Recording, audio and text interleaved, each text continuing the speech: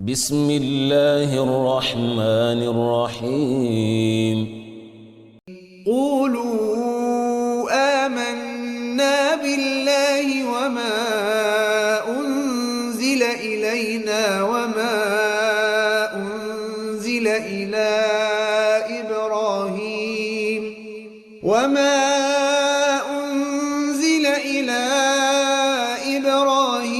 وإسماعيل وإسحاق ويعقوب والأسباط وما أوتي موسى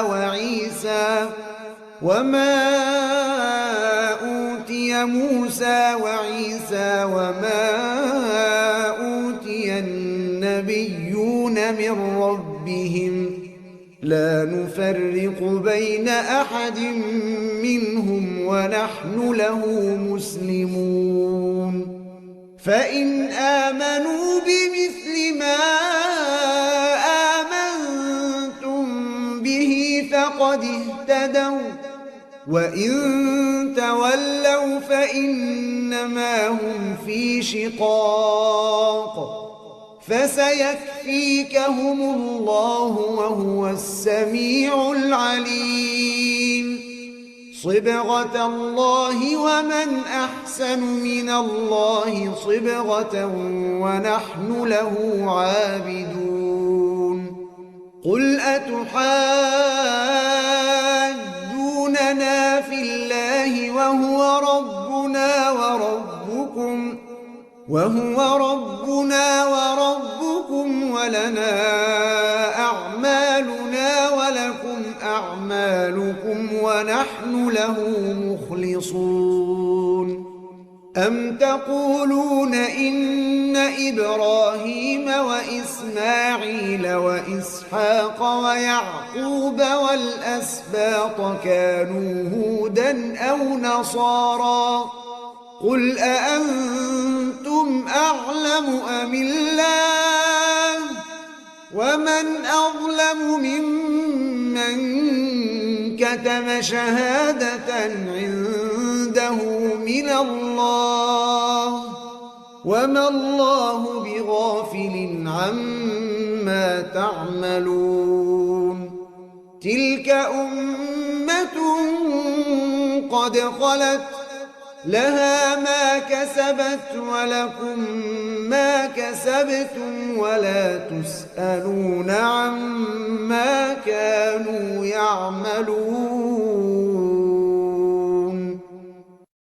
سيقول السفهاء من الناس ما ولاهم عن قبلتهم التي كانوا عليها قل لله المشرق والمغرب يهدي من يشاء إلى صراط مستقيم وكذلك جعلناكم أمة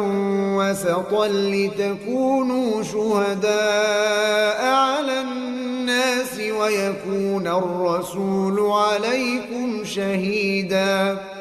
وما جعلنا القبلة التي كنت عليها إلا لنعلم من يتبع الرسول ممن ينقلب على عقبيه وإن كانت لكبيرة إلا على الذين هدى الله وما كان الله ليضيع إيمانكم إن الله بالناس لرؤوف رحيم قد نرى تقلب وجهك في السماء فلنولينك قبلة ترضاها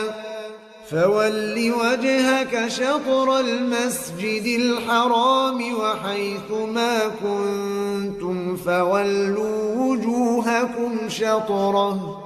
وإن الذين أوتوا الكتاب ليعلمون أنه الحق من ربهم وما الله بغافل عما يعملون ولئن أتيت الذين أوتوا الكتاب بكل آية ما تبعوا قبلتك وما أنت بتابع قبلتهم وما بعضهم بتابع قبلة بعض ولئن اتبعت أهواءهم من بعد ما جاءك من العلم إنك إذا لمن الظالمين الذين آتيناهم الكتاب يعرفونه كما يعرفون أبناءهم وإن فريقا منهم ليكتمون الحق وهم يعلمون الحق من ربك فلا تكونن من الممترين ولكل وجهة هو موليها فاستبقوا الخيرات أينما تكونوا يأت بكم الله جميعا إن الله على كل شيء قدير ومن حيث خرجت فول وجهك شطر المسجد الحرام وإنه للحق من ربك وما الله بغافل عما تعملون ومن حيث خرجت فول وجهك شطر المسجد الحرام وحيث ما كنتم فولوا وجوهكم شطره لئلا يكون للناس عليكم حجة إلا الذين ظلموا منهم